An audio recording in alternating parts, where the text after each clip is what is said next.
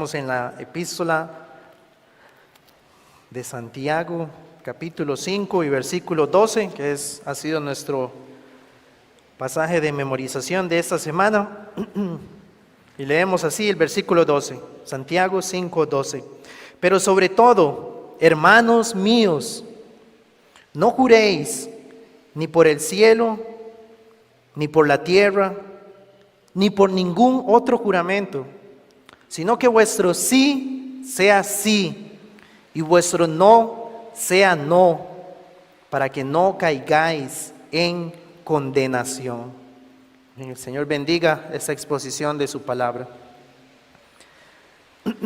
Realmente, hermanos, si cada uno de nosotros somos conscientes de ese tiempo en el que vivimos, sabemos que muchos de los acuerdos que se realizan entre personas o con instituciones, realmente hoy en día no se valora el que la persona pueda asumir una responsabilidad únicamente dando su palabra, sino que realmente se requiere algo más que vaya a respaldar el compromiso que la persona está asumiendo o adquiriendo, dado la actividad que se quiera asumir.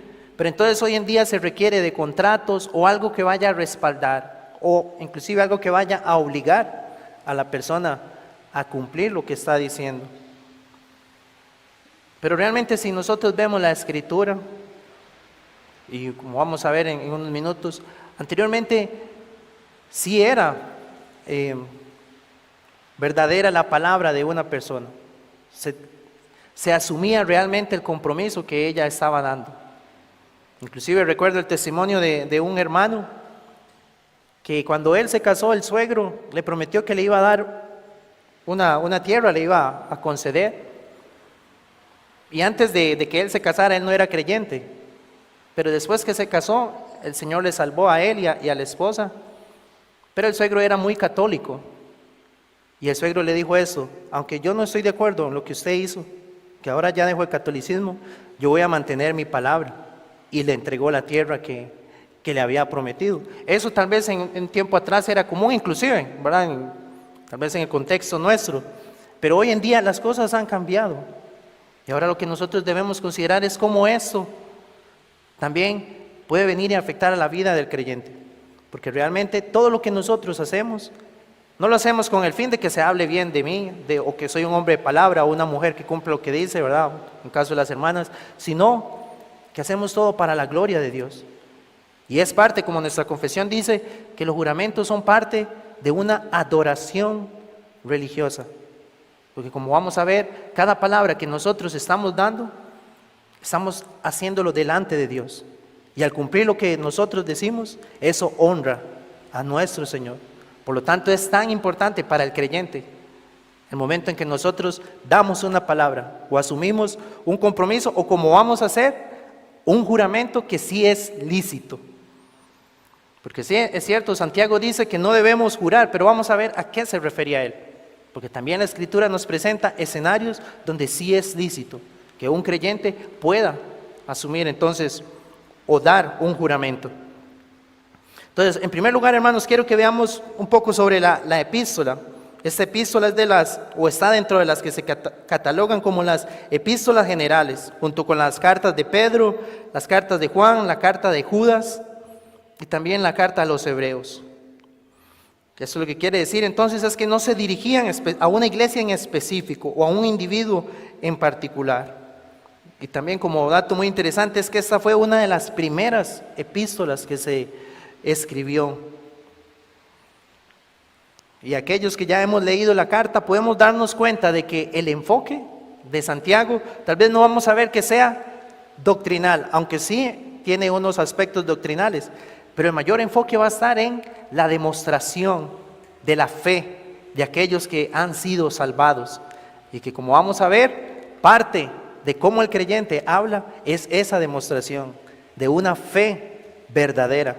Entonces, el autor, que es Santiago, o como vamos a ver también, el hermano del Señor, que se llamaba Jacobo. Cuando nosotros hacemos la lectura de Santiago, vemos que hay muchos aspectos muy parecidos a lo que es el Sermón del Monte. Se hablan varios aspectos que son muy parecidos y de hecho este pasaje, y vamos a ver, se aborda también en Mateo capítulo 5. Entonces vemos que es como la vida o lo que caracteriza la vida de aquellos que ahora pertenecen al reino del Señor. Como les decía entonces, su autor es el hermano del Señor. Marcos 6:3 dice, ¿no es este el carpintero, hijo de María? Y dice, hermano de Jacobo. Mateo 13:55 repite lo mismo, ¿no es este el hijo del carpintero? ¿No se llama su madre María y sus hermanos Jacobo, José, Simón y Judas? Pero aquí también el apóstol Juan, hablando acerca de los hermanos del Señor, dice esto. En Juan 7:2, estaba cerca la fiesta de los judíos, la de los tabernáculos, y le dijeron sus hermanos, que ahí estaba Jacobo entre sus hermanos, le dijeron esto, sal de aquí y vete a Judea, para que también tus discípulos vean las obras que haces, porque ninguno que procura darse a conocer hace algo en secreto. Si estas cosas haces, manifiéstate al mundo. Y dice Juan en el versículo 5, porque ni aún sus hermanos creían en él.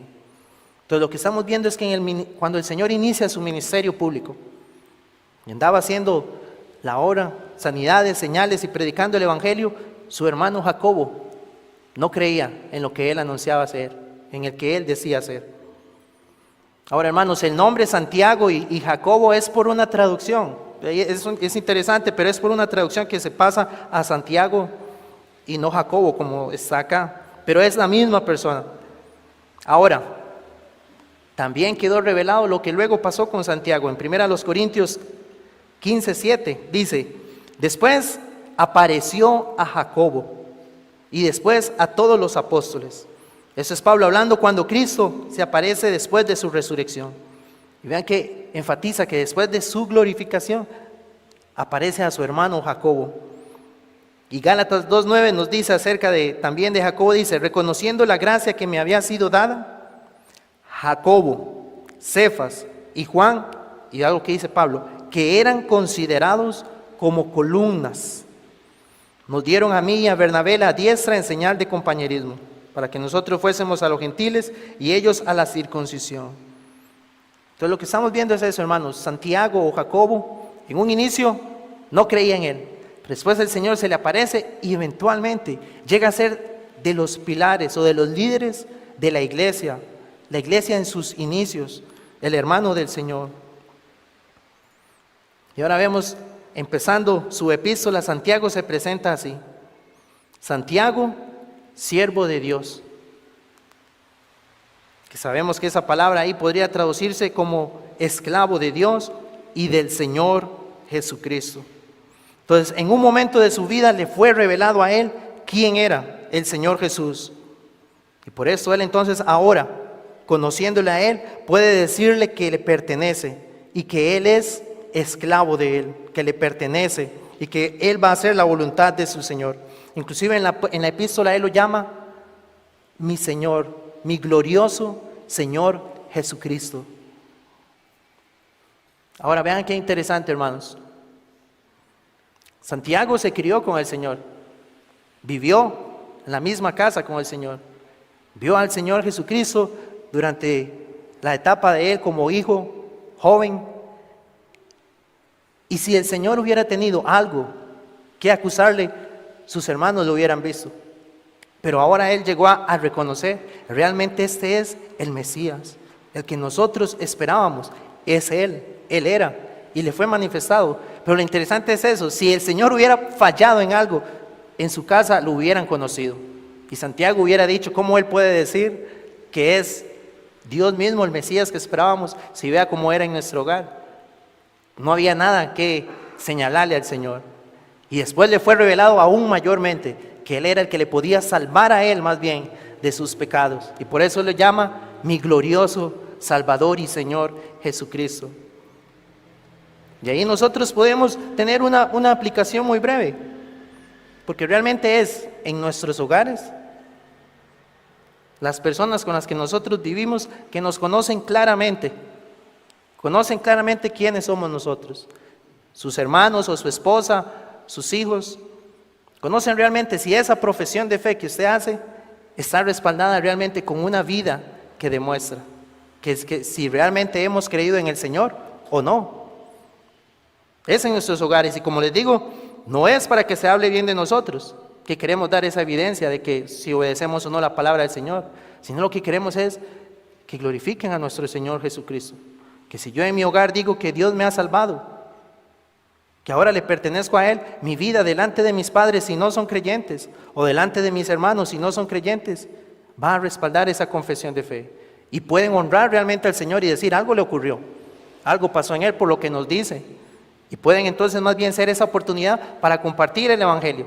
Como un hermano decía que en una ocasión tuvo la oportunidad de compartir el Evangelio, pero él la desperdició, porque lo que decía es que en la universidad le preguntaron que por qué él siempre estaba gozoso, porque era una persona que siempre estaba gozoso.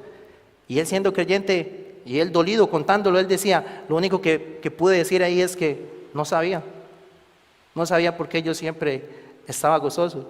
Pero más bien son esas oportunidades, cuando las personas ven nuestra vida, que ha sido transformada por Dios y se interesan saber por qué usted cambió, si nos conocían antes, y más si es en nuestro círculo familiar. Ahí es donde podemos decir, porque ha sido mi glorioso Señor Jesucristo el que ha hecho una obra. Y quiera el Señor, porque inclusive aquí en medio nuestro, cuando una persona quiere solicitar la membresía, esa es una, si se tiene esa oportunidad de hacer una visita a su hogar. ¿Por qué? Porque en su hogar saben, por cómo usted vive, si realmente es creyente. Y qué gozo da cuando realmente la familia puede testificar que sí, que han visto un cambio, algo diferente en la persona. Porque eso es lo que avala es este evangelio que nosotros anunciamos, que realmente sí tiene poder para salvar, y eso glorifica al Señor. Entonces quiera el Señor que realmente pueda hacer así en la vida de cada uno de nosotros, que estemos honrando al Señor aún en ese círculo con el cual nosotros convivimos diariamente. Ahora entonces debemos ver, conociendo un poco acerca del autor, por qué es que Santiago entonces señala que no se debe jurar. Y así es como él dice en el versículo 12, pero sobre todo, hermanos míos, no juréis. Entonces podríamos decir, realmente ahí está el mandamiento. También nosotros en el pasado escuchábamos decir, o era muy común, o tal vez a los niños se nos decía, no jure porque eso es malo, no diga que lo juro. Entonces la gente en lugar de decir, se lo juro, decíamos, se lo prometo, cambiando la frase. Pero lo que se buscaba más bien era no asumir el compromiso realmente en lo que yo estaba diciendo. En vez de usar esa frase, se lo juro, como para hacerlo un nivel más bajo. Pero realmente es lo mismo. Lo que buscábamos era que las personas percibieran que lo que acabo de afirmar sí es verdad. ¿Y cómo lo iban a medir? Por la magnitud de aquello, con aquello que yo ponía como testigo. Entonces es importante saber, ¿qué es un juramento? Bueno, un juramento, como lo dice un hermano, es la confesión de una parte donde solemnemente invoca a Dios como testigo de sus palabras o de su compromiso de lo que va a hacer. Entonces, repito, un juramento es la confesión de una parte donde solemnemente invoca a Dios como testigo de sus palabras o de su compromiso de lo que va a hacer. Y otro hermano dice, los juramentos son promesas solemnes hechas ante el Señor para los hombres. Eso es lo que, cuando una persona asume un juramento, es lo que está haciendo. Entonces, en la Escritura, por ejemplo, en el Antiguo Testamento, tenemos ejemplos donde sí era permitido jurar. Número 5, del 19 al 21, dice, y el sacerdote le conjurará y le dirá, si ninguno ha dormido contigo y si no te has apartado de tu marido a inmundicia, libre seas de estas aguas amargas que traen maldición. Mas si te has descarriado de tu marido y te has amancillado y ha cohabitado contigo alguno fuera de tu marido, dice, el sacerdote conjurará a la mujer. O sea, ahí está el juramento. Con juramento de maldición. Y dirá a la mujer, Jehová te haga maldición y execración en medio de tu pueblo, haciendo Jehová que tu muslo caiga y que tu vientre se hinche. Eso era cuando estaban las leyes con respecto a los celos. Entonces, si no se podía demostrar ¿verdad? Lo que los celos, lo que el hombre afirmaba, que la mujer había sido infiel en este caso, entonces se le juramentaba. Toma esas aguas y delante de Dios la conjuramos usted. O sea, usted asume ese juramento de que usted no ha sido infiel. Y si es así, estas aguas le van a afectar. Y si no es así, no le va a traer ningún malestar. Entonces vemos que ahí era permitido. Y en Primera de Reyes 8:31 dice: si alguno pecare contra su prójimo y le tomaren juramento, haciéndole jurar, y viniera el juramento delante de tu altar en esta casa, tú oirás del cielo y actuarás, y juzgarás a tus siervos, condenando al impío y haciendo recaer su proceder sobre su cabeza, y testificando al justo para darle conforme a su justicia. Entonces también, si había alguna ofensa contra un hermano, vemos que en el contexto acá sí se podía hacer ese juramento, pero luego lo vemos también en el Nuevo Testamento. Algunos recordarán el juicio del Señor Jesús, en Mateo 26, cuando a Él le conjuran también, o lo hacen jurar, también dice Mateo 26:62, y levantándose el sumo sacerdote dijo: ¿no respondes nada? ¿Qué testifican estos contra ti? Dice, mas Jesús callaba. Entonces el sumo sacerdote le dijo: te conjuro por el Dios viviente, que nos digas si eres tú el Cristo, el Hijo de Dios. Y Jesús le dijo: tú lo has dicho. Entonces el Señor, cuando le presentaron que hiciera ese juramento, Él actuó y contestó y dijo la verdad. Tú lo has dicho, yo soy el Hijo de Dios. También lo vemos con el apóstol Pablo. Entonces lo que quiero que veamos con estos ejemplos, hermanos, es que hay ocasiones en que el juramento es válido. Romanos 1:9 dice: porque testigo me es Dios, a quien sirvo en espíritu en el evangelio de su Hijo, de que sin cesar hago mención de vosotros siempre en mis oraciones. Y precisamente es lo que escuchábamos ahora en la mañana con el pastor. Pablo está invocando el nombre del Señor y le dice a los romanos, delante del Señor, y Él me está viendo, que lo que les digo es correcto, es verdadero. Yo oro por ustedes. Y a la iglesia en Corinto también, segunda a los Corintios 1:23, mas yo invoco a Dios por testigo sobre mi alma, que por ser indulgente con vosotros, no he pasado todavía a Corinto. Entonces vemos escenarios, porque alguien podría decir que en el antiguo pacto era permitido los juramentos, pero que ahora estamos bajo el nuevo pacto. Bueno, estamos viendo precisamente en el nuevo pacto que también ocurrían los juramentos. Y ahora, hermano, un ejemplo muy común pienso que para la mayoría que estamos aquí, aquellos hermanos que Dios les ha concedido el formar un matrimonio y casarse. ¿No es cierto que es un juramento lo que usted realiza el día de su boda? Y usted está poniendo en ese momento, como Pablo dice también, a Dios por testigo de lo que usted está asumiendo en ese momento, tanto el hombre como la mujer, de ser fieles a este pacto. Y usted puede recordar lo que usted decía, el compromiso suyo delante de Dios en ese momento, hasta que la muerte le separe, en la adversidad, en la prueba, en la riqueza o en la pobreza, en salud o enfermedad.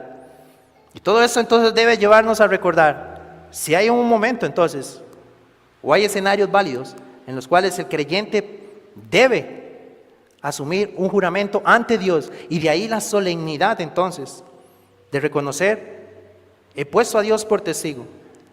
Y lo importante es que un día Dios va a testificar cómo nosotros entonces asumimos ese juramento, si lo estoy honrando o si lo honré realmente como lo dije delante de Él, o si realmente falté a este juramento.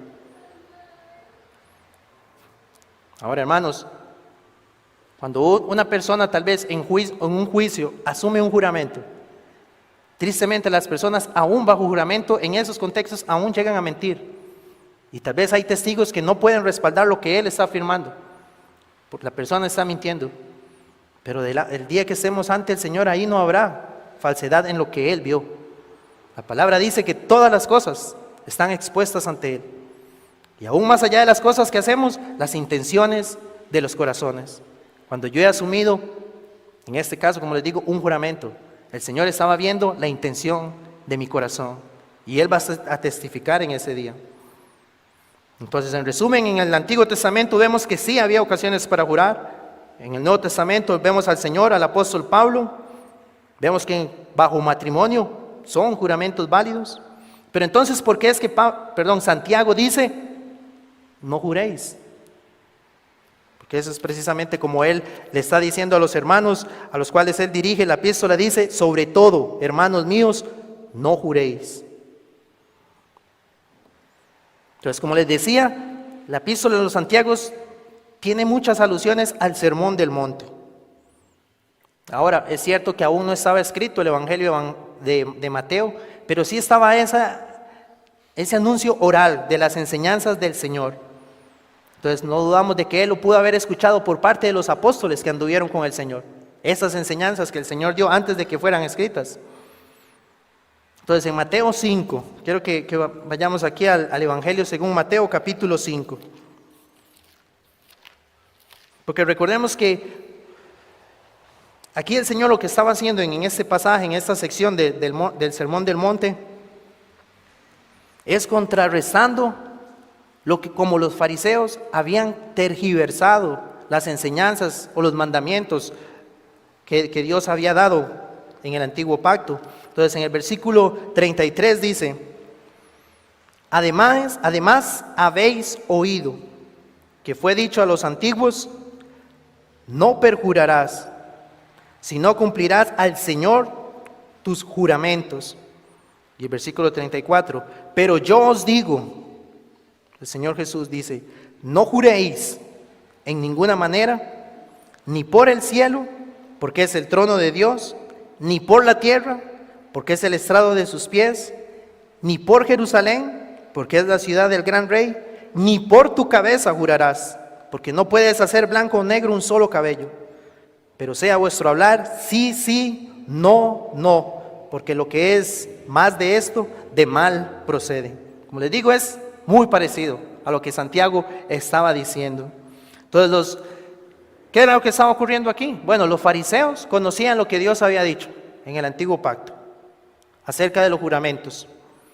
Y realmente lo que se enseñaba en el antiguo pacto era invocar el nombre de Dios cuando se hiciera algún juramento. Por ejemplo, Levítico 19 dice, 19:12, y no juraréis falsamente por mi nombre, profanando así el nombre de tu Dios, yo Jehová.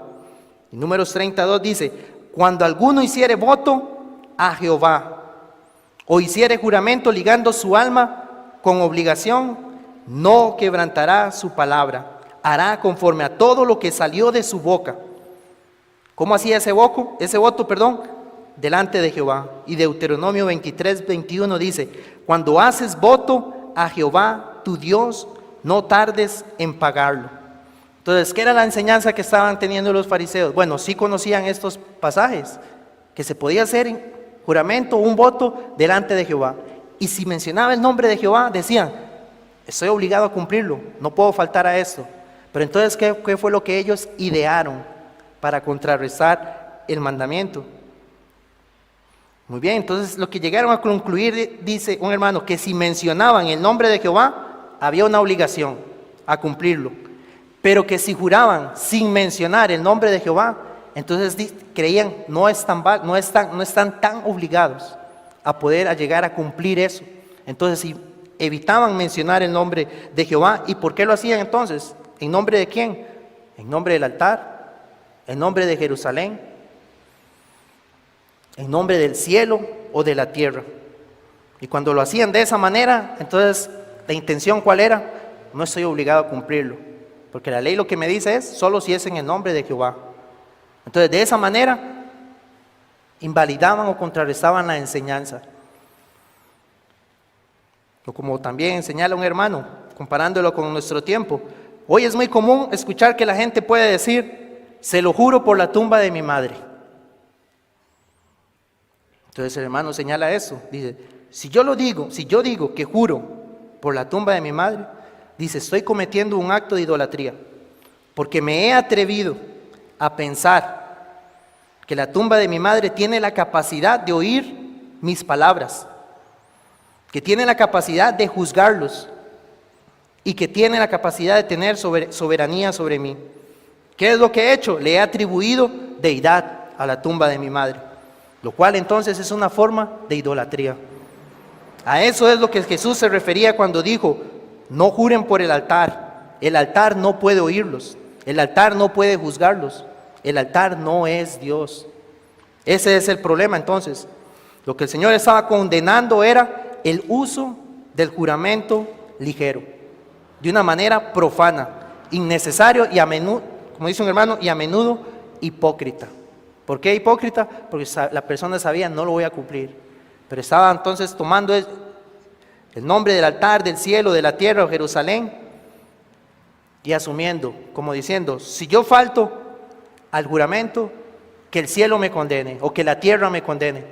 Pero realmente nada de eso podría traer juicio sobre la persona. Sin embargo, hermanos, lo que debemos recordar es que toda palabra que salga de nuestra boca, por ella daremos cuenta delante de Dios. Y aunque la persona no haya mencionado el nombre de Dios, por cada una de las frases que nosotros hemos dicho o juramentos, todo está siendo expuesto delante del Señor. Y el Señor entonces sí un día nos va a pedir cuenta por eso que dijimos que íbamos a hacer y que no hicimos, o que no íbamos a hacer y que sí lo hicimos. Por eso entonces es que Santiago dice, no juren de esa manera. Eso es lo que les está diciendo, hermanos, no juren así, de esa forma, porque están atribuyéndole poder o autoridad a otras cosas que solo Jehová se merece. Por eso en tanto, por lo cual entonces no hablen así, sino que lo que usted va a hablar, entonces lo que él dice es, pero sobre todo, hermanos míos, no juréis ni por el cielo, ni por la tierra, ni por ningún otro juramento, dice, sino que vuestro sí sea sí y vuestro no sea no. ¿Qué es lo que Santiago entonces está apelando, así como el Señor le dijo en su momento a sus discípulos? Que tiene que haber verdad en lo que hablamos. Esa es la enseñanza. Usted hable siempre con la verdad. Contrario a andar haciendo juramentos hipócritas, el mandato del Señor, entonces aquí en la epístola a Santiago y en el Evangelio de Mateo, es hablar siempre con la verdad. Ahora, hermanos, también es la enseñanza de la Escritura. ¿Cuál era nuestra naturaleza antes de conocer al Señor? Constantemente hablar mentira. Juan 8:44 dice, vosotros sois de vuestro padre el diablo, y los deseos de vuestro padre queréis hacer. Él ha sido homicida desde el principio y no ha permanecido en la verdad, porque no hay verdad en él. Cuando habla mentira, de suyo habla, porque es mentiroso y padre de mentira. Y el pasaje muy conocido, el Salmo 58:3, se apartaron los impíos desde la matriz, se descarriaron hablando mentira desde que nacieron. Esa es la condición del hombre. Recordemos, Santiago entonces habla a sus hermanos, les dice, hablen sí, sí o no, no. O sea, permanezca siempre en la verdad de lo que usted dice. Ahora, porque vamos a ver que hay una condenación, porque él dice, para que no caigan en condenación. Porque alguien que está sometido todavía al dominio de ese pecado, de mentir en cualquier contexto, si está sometido a ese dominio, quiere decir que aún es hijo del padre de la mentira y que está en esa condición en la cual no ha nacido de nuevo, porque la condición del hombre desde que nacemos es la mentira. Y es lo que la palabra de Dios dice, sea Dios veraz y todo hombre mentiroso. Solo Dios Él es la verdad. Y los que hemos nacido por su gracia y por la obra de su Espíritu Santo de nuevo, ahora ese hombre que es según la justicia de Dios, ¿cómo va a hablar? Va a hablar la verdad. Antes tal vez era muy ligero de palabra la persona y se anticipaba y decía cosas que luego o de antemano sabía que no iba a cumplir, pero aún así no le importaba decir delante de los hombres algún juramento o asumir alguna responsabilidad, pero sin importarle que luego no lo iba a cumplir. Es más, y Santiago mismo dice, en Santiago 1:19 dice, por eso, mis amados hermanos, todo hombre, dice, sea pronto para oír y tardo para hablar. De hecho, en la epístola, los que lo hemos leído, sabemos que él habla mucho acerca de la lengua, de la condición del hombre al hablar. Santiago 2 dice, lo que usted profesa, su fe, muéstreme esa fe que usted dice tener, muéstremela con sus obras. Lo que usted afirma, demuéstrelo como usted vive. Santiago 3, que es el pasaje de la lengua, dice que iniciando él dice, se acarrea condenación. Dice el versículo 1, Santiago 3:1, hermanos míos, no os hagáis maestros, muchos de vosotros, sabiendo que recibiremos mayor condenación. ¿Por qué le dice eso a los hermanos? Porque todo lo que un hombre enseña, que está en autoridad, esa palabra le juzga. Porque si yo les digo a ustedes que lo correcto delante del Señor es cumplir lo que Él dice, lo que Él manda, esa palabra me juzga a mí también. Por lo cual el Señor dice, no se hagan maestros, porque por toda enseñanza que usted da, usted va a recibir entonces un juicio por eso, si usted ha vivido o no. Lo que usted está enseñando debe ser realidad en su vida, porque si no está siendo un hipócrita, como los fariseos, poniendo cargas pesadas sobre los hombres que ni ellos mismos se atreven a llevar. Y Santiago 4, o ahí mismo en el capítulo 3 dice, cuán grande voz que enciende un pequeño fuego. Con ella bendecimos al Dios y Padre, y con ella maldecimos a los hombres, que están hechos a la semejanza de Dios. De una misma boca proceden bendición y maldición. Hermanos míos, otra vez, esto no debe ser así. Usted debe hablar siempre la verdad. Santiago 4, hermanos, no murmuréis los unos de los otros. Y en el contexto del capítulo 5, él les decía que no deben quejarse, y más bien hablar la verdad. ¿Cuál es el contexto? Como ahora leí el pastor del versículo 7 al versículo 12, la impaciencia. La impaciencia podría llevarlos a juramentos falsos y pecaminosos. Colosenses 4:6 dice, sea vuestra palabra siempre con gracia, sazonada con sal, para que sepáis cómo debéis responder a cada uno. ¿Sí? Van a haber situaciones donde se nos va a confrontar por alguna razón, o se va a demandar de nosotros una respuesta. ¿Qué es lo que se espera del creyente? Que sepa cómo responder. Una palabra, como dice, sazonada, pero debe ser una palabra verdadera. Ahora, hermanos, por ejemplo, el Salmo 119, como leíamos el viernes en la oración, en versículo 163 dice, la mentira aborrezco y abomino, tu ley amo. Estos son los que han nacido de nuevo. Saber cómo responder una palabra llena de gracia, pero aborreciendo la mentira. Yo no voy a hablar mentira, aunque eso me traiga consecuencias. Porque yo lo que amo, el creyente afirma, es la ley de Jehová. Y Él me manda no hablar con juramentos vanos ni hipócritas, sino que lo que voy a afirmar, así es. Y hermanos, y vamos a ver cómo aplicar eso a nuestra vida. Porque, por ejemplo, todos los que somos miembros de esa iglesia, hemos hecho un juramento delante de Dios también. Tenemos nuestro pacto de membresía, el cual, hermanos, nosotros tenemos que ser también, como ahora leía, prontos para oír. ¿Qué es lo que hemos juramentado ante Dios? Como el pastor ahora afirmaba, no es un pacto ante los pastores, es ante Dios lo que usted ha hecho al unirse a esta congregación. Primero, usted juró ante Dios una asistencia fiel a los cultos de esta iglesia. Segundo, usted juró ante el Señor usar los dones que el Señor le ha dado para el servicio de esta iglesia. Como leíamos ahora, compartir, según sus posibilidades, de toda cosa buena que el Señor le ha concedido. 4, usted dijo, me voy a someter a la palabra de Dios que es predicada. Entonces, ahí debemos evaluarnos, ¿estoy obedeciendo cuando la palabra del Señor es expuesta aquí y me está reprendiendo y exhortando en algo que debería hacer y no lo estoy haciendo? Porque el Señor viene y me habla y yo juramenté, voy a hacer cuando la palabra es fiel y yo veo que es conforme a lo que está escrito y lo que se me está enseñando, delante del Señor yo digo, voy a obedecer esto.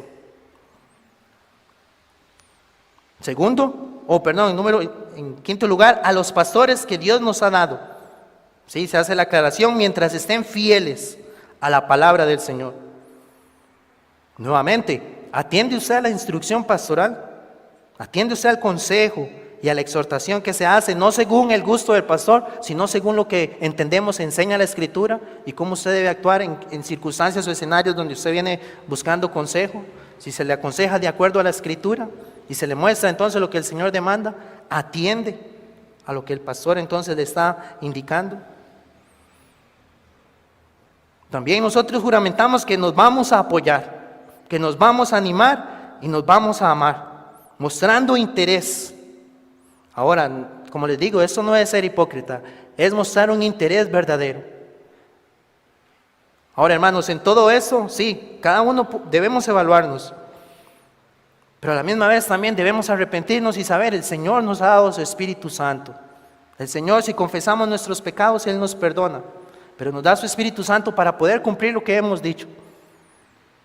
Y eso es lo que anhelamos, ¿no? Si somos de Cristo, lo que anhelamos es cumplir con verdad lo que yo he dicho delante de Él. Bueno, una de esas afirmaciones o juramentos que yo hice es: voy a mostrar un interés verdadero en mi hermano. Voy a animarle a él, voy a apoyarle a él cuando está en enfermedad o cuando enfrenta momentos difíciles. También reprendernos en un espíritu de mansedumbre y amor. Sí, hermanos, yo y usted juramentó que un hermano puede venir y reprenderme. Ahora bien, como también aclaramos, en mansedumbre y amor. Yo gano a mi hermano y porque le amo y veo que está fallando o se está descuidando, pero porque yo me he ganado a mi hermano, tengo esa confianza de ir donde él. Tengo que cultivar esa relación para poder tener esas oportunidades cuando lo vea necesario. Y asimismo recibirla cuando pueda yo entender que también me he descuidado. Todas estas cosas son válidas, hermanos, en cuanto a ese juramento que hemos hecho. Como les digo, si estamos faltando en una de ellas, bueno, el Señor nos puede ayudar para actuar conforme entonces a lo que hemos dicho. También, como ahora veíamos la aplicación con respecto a las familias o a los matrimonios. Si usted como esposo, usted dice, vamos a tener el devocional tal día, porque sé que pueden suceder situaciones que lo pueden variar, pero por lo menos que usted en su casa, usted dice, sí, vamos a tener los devocionales, vamos a hacer todo lo posible por hacerlo. Es la responsabilidad del varón, entonces tiene que cumplir su palabra. Si usted tiene hijos, sus hijos están observando lo que usted dice, si usted lo cumple o no, si usted es veraz en las cosas que afirman. También su esposa. Asimismo, esto puede llevar a una aplicación en nuestros trabajos, si cumplimos con los compromisos que asumimos con nuestros jefes y compañeros. Esto va a permear toda nuestra vida, hermanos. No solo aquí en la iglesia, es lo primordial, pero en nuestro hogar, en sus familias, en el trabajo, en el estudio, todo. Y algo que, por ejemplo, ayer veíamos en la conferencia de solteros, es la puntualidad. Ayer tuvimos que iniciar un poquito después porque se convocó a las 10, pero a las 10 éramos muy poquitos los que habíamos. Pero es algo, hermanos, que nosotros decimos, aquí en la iglesia vamos a iniciar a las 9:30. Y todos los que nos unimos a la iglesia, entonces yo voy a tener esta asistencia fiel. Y ya sé que la iglesia es a las 9:30. Y yo afirmo que voy a estar a esa hora. También, si no lo hacemos, estamos mintiendo. Y así mismo cuando es un compromiso con un hermano también, o hacer una obra de servicio en la iglesia. Si yo le digo, hermano, yo le voy a ayudar en eso, tal día yo voy a estar a esa hora. En el caso con los diáconos. Entonces, ¿qué se espera? Que el hermano esté ese día a esa hora que él dijo que él iba a estar. ¿Por qué? Porque creemos en lo que está afirmando, en lo que se va a hacer. Asimismo, hermanos, aquí en la iglesia, por ejemplo, con los diáconos, cuando hay un escenario de alguna situación de necesidad, bueno, nuestros hermanos nos van a buscar, ¿verdad? Y nos van a preguntar, ¿está todo bien? ¿No hay algo que está ocurriendo? Y si usted afirma, no, está todo bien, bueno, los hermanos van a creer, me está afirmando que así es. Pero si hay algo que usted está pasando y no lo dice, hermano, su hablar debe ser sí, sí, o no, no. Y ellos están para colaborar para servir a la iglesia en medio de eso. Entonces son escenarios en los que debemos ver cómo la iglesia debe aprender actuar sabiamente y afirmando la verdad. Asimismo, cuando hay roces entre hermanos, bueno, si yo tengo un conflicto con el pastor Alexander y el pastor viene y me dice, debemos conversar porque veo que ha cambiado conmigo, y si yo le digo, ¿está todo bien?, tengo que ser consciente si lo que le estoy afirmando es verdadero, o si hay un tema que debo tratar con él y no lo quiero hacer. Pero si yo le digo que sí, el hermano debe irse tranquilo porque él dijo, bueno, él me dijo que está todo bien y le creo. Pero si yo le estoy mintiendo, estoy delante de Dios. Entonces debo ser consciente también, tengo que hablar la verdad. Ahora, hermanos, nuevamente, todas estas cosas nosotros las queremos hacer para la gloria de Dios. No para que digan, Randall es un hombre que cumple lo que dice, lo cual de alguna manera también da testimonio, ¿no?, de que la persona es alguien veraz en lo que afirma. Pero al final, lo que yo busco es la gloria de Dios. Eso es lo que el creyente anhela más. Y cuánto más si es en medio de la iglesia. Entonces debemos rogar al Señor y arrepentirnos por fallar en estas cosas. Si somos del Señor, hay perdón. Pero Santiago termina de esta manera. Como les decía, para que no caigáis en condenación. Mateo 12:37, yo os digo que de toda palabra ociosa que hablen los hombres, de ella darán cuenta en el día del juicio. Y en Mateo 15:18, pero lo que sale de la boca, del corazón sale, y esto contamina al hombre. Y dice el evangelista, porque del corazón salen los falsos testimonios. Y estas cosas son las que contaminan al hombre. El que está entonces habituado a estas cosas, dominado por la mentira, es esclavo de este pecado entonces. Pero la buena noticia es que Cristo le puede salvar. En Cristo hay perdón y salvación. Si usted acude a Él, Él le salvará, porque la Biblia dice en Apocalipsis que aquellos que serán echados en el lago que arde con fuego y en azufre, dice que son los mentirosos, cuando señala o expone esa lista. Así como el hombre hace juramentos y como hemos visto que a veces no cumple, también nosotros en la palabra del Señor vemos a Dios jurando. En primer lugar, Dios no dará por inocente al culpable. Y debemos ser conscientes de que Él va a cumplir eso. Si ha pecado y en esa área, como lo vemos de la mentira, va a ser culpable la persona. Pero hermanos, como les digo, la buena noticia del Evangelio es que también el Señor ha prometido salvar un pueblo. Y así como Él va a condenar, así también Él va a cumplir la salvación de todos aquellos que hayan acudido por medio de la obra de Cristo a Él. Él vino a rescatar a muchos. Para esto apareció el Hijo de Dios, para deshacer las obras del diablo. Y todo aquel que invocare el nombre del Señor será salvo. Esa es la esperanza del creyente. El Señor ha prometido que me va a salvar. Y en Hebreos 6 y en el versículo 13, lo voy a leer, dice: porque cuando Dios hizo la promesa a Abraham, no pudiendo jurar por otro mayor, juró por sí mismo. Oh, hermano, el nombre del Señor es glorioso y Él se va a glorificar a sí mismo. Él le da la promesa a Abraham de que en tu simiente serán benditas las naciones de la tierra. Y sabemos que esa simiente, nos revela la Escritura, es Cristo. Y a través de Cristo el Señor cumple lo que le juró a Abraham. Si hoy nosotros hemos acudido a Cristo, es parte del cumplimiento del Señor, de lo que ha hecho en la vida entonces de esos pecadores que los ha traído a Él. Y Él está cumpliendo su promesa. Y al final de la historia, Él cumplirá totalmente con todos aquellos que Él ha escogido como su pueblo. Entonces la invitación es, si usted se ve a sí mismo como alguien que está dominado por la mentira, o que habla de una manera ligera y que falta sus palabras y está dominado por eso, bueno, en Cristo hay salvación. Acuda a Cristo, Él le puede salvar. Y nosotros como creyentes, también en el Señor hay perdón si nos arrepentimos y nos apartamos. Y el Señor nos ha dado su Espíritu Santo entonces para vivir conforme entonces a su voluntad y crecer en ese proceso de santidad en la vida de cada uno de los creyentes. Leemos nuevamente el pasaje, Santiago 5:12. Pero sobre todo, hermanos míos, no juréis ni por el cielo, ni por la tierra, ni por ningún otro juramento, sino que vuestro sí sea sí y vuestro no sea no, para que no caigáis en condenación. Amén. Vamos a orar.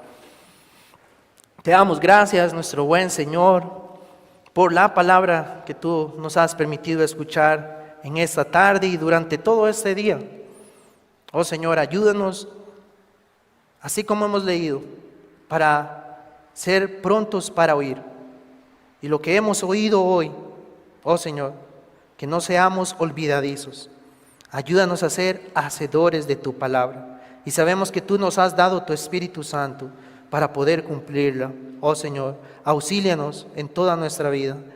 También te ruego, Señor, por aquellos que tal vez hoy están aquí y no pueden ver la necesidad de Cristo, o siguen en sus delitos y pecados. Ten misericordia de esas almas y que también tu Espíritu les muestre la salvación que solo Cristo puede darles. En el nombre de Él oramos.